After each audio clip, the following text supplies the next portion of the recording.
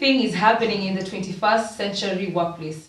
The more technology we have in this digital age, the more we automate tasks and take machines over our duties, the more we realize the importance of emotions.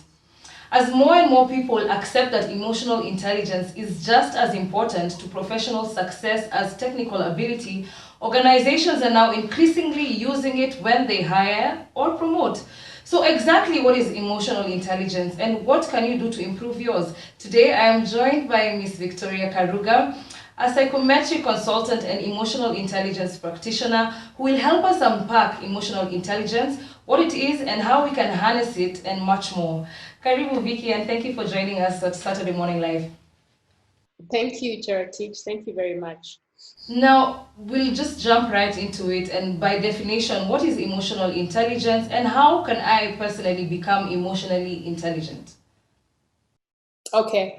There are very many definitions out there on what emotional intelligence is, and it's actually been studied for a while now. I think almost about more than 15 to 20 years, with the first person who really got into it being Goldman, although there had been other people who had started studying what was this differentiating thing or this common factor between persons who were becoming more successful at the workplace, in their relationships, and they could tell that it wasn't their book smarts, it wasn't their actual IQ, but there was something else. So they started studying it to put a finger on it, and hence the word emotional intelligence was coined. So loosely, we like to say that emotional intelligence is a set of skills. They're skills that define how effectively we perceive, we understand, we reason with, express, and manage emotions in ourselves and also in other people. So it's not just about you, it's also about other people that you encounter. That's interesting to note that it's not only about you, it's also about the other people who are around you. Now, help us Yeah. break down the components of emotional intelligence. Okay. So I'll use what we call the Genos model of emotional intelligence, which we talk about 6 main elements.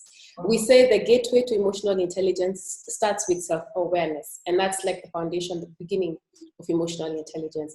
And self-awareness is just the ability to gather data, gather facts about not just how you're feeling, who you are, what situations are bound to bring for you. I mean, I'm coming for this interview.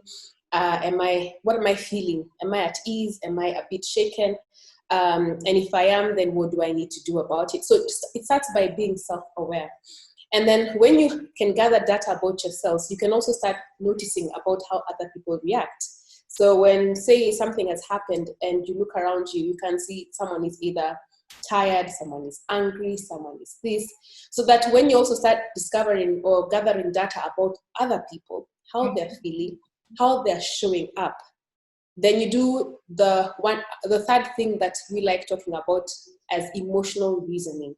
Now, emotional reasoning is about being able to take both the data, both your own self-awareness, and then awareness of what's going on around you, what's the environment like, what is the situation like, what are the emotions you're seeing playing around, like COVID-19, there's been so many.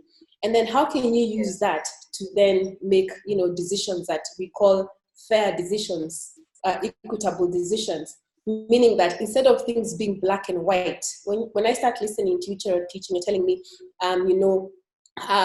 this has been happening at home, or this is what's happening, I'm getting very anxious, I don't know what's happening. Suddenly my choices are no longer limited. Suddenly they open up because I start now taking into consideration not just me or the rules, but everyone around. And they even involve other people. So the decisions that come out of that are fair, in a sense, to the situation. Okay. And then we also talk about development of resilience, self-management as a person. You have to be able to regulate your own emotions, your own internal climate, so that then no matter what you're going through, you're able to be a positive effect, or have a positive effect on other people. I also like saying that developing resilience is also learning where to say no, because it starts with you. Very true. If you put on too many things, it's not that you're becoming more resilient. You don't know when you're going to break. So it's about also understanding at what point am I giving myself too much. And sometimes we end up, in this rat race, going here, going there, just keep piling things. And when someone snaps, they get shocked. But you have to, again, self-awareness, understand, for me, what does resilience mean? What's my breaking point like? And then how can I then be, the last one, a positive influence around the people that I meet? How can I inspire them? And how do I make others feel appreciated so that they also rise up to the occasion? There's a lot of discussion on positive psychology in workplaces, because workplaces that exude more positive experiences than negative obviously reap a lot of benefits when it comes to employee well-being, employee engagement, and many other things that are beneficial to organizations and even to people themselves.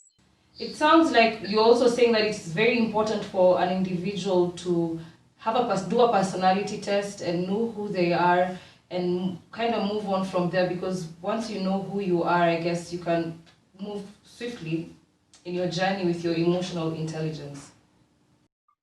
Yeah, knowing your personality, I think, is a great way to start your journey on self-awareness. I'll even give you a personal example. I think I did my first personality, it could be about 12 years ago. Wow. But the reality of that test sank like after 3 years, because you still, you fight with yourself, but like, no, that's not me. And there's also a point where you think that you can do everything.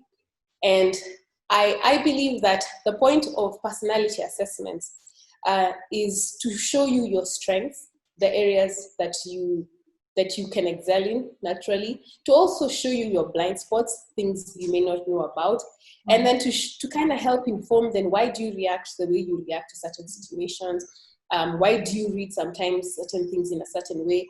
Why do people react to you in the way that they do? Because, you say, oh, me, I'm just reserved, I don't talk much.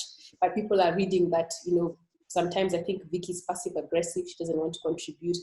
So if your intention is that of connecting with people, and emotional intelligence, again, is about developing those meaningful relationships with people, then you have to start now understanding what those relationships mean to you. How do you show up into those relationships with your whole personality, with the mood you woke up with in the morning, with the other situations that are going through your mind. So yeah, personalities are definitely something I would recommend for anyone to start getting to know themselves.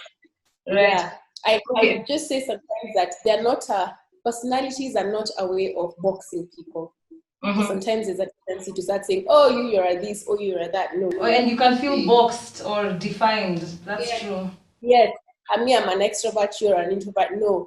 The whole aim of personalities is to be able to really deeply understand who you are, what you bring to the table, and how you can best then be yourself or give of yourself. Okay. So help us break down the difference of IQ and EQ. Is there one that's more important than the other? If anywhere you read, a lot of the writings you come across, even Warren Buffett said that if you're of average intelligence, you can be a great investor, because it all comes down to temperament. It all comes down to, are you able to temper your urges, your desires, things like delayed gratification. In the workplace, you can find people who are gifted, they're gifted, talented, very, very intelligent human beings, but with people skills lacking. The glass ceiling is very low. People can't stand you. How are they going to promote you? And, it works short term. I have guys who come and tell me, yeah, but, it's easier just to yell at people and then they'll do the work. Or even in the home where people, it's very military-like. But then that's very short term. You're looking for a very short term gain. So if you're looking longer, if you're looking to grow in the longer term, you're looking to grow career-wise in the longer term, then you definitely need to equip yourselves with the skills that are emotional intelligence. And the one thing about emotional intelligence that's come to light is that it's a set of skills. You can learn them if you want to, if you see the benefit of doing so.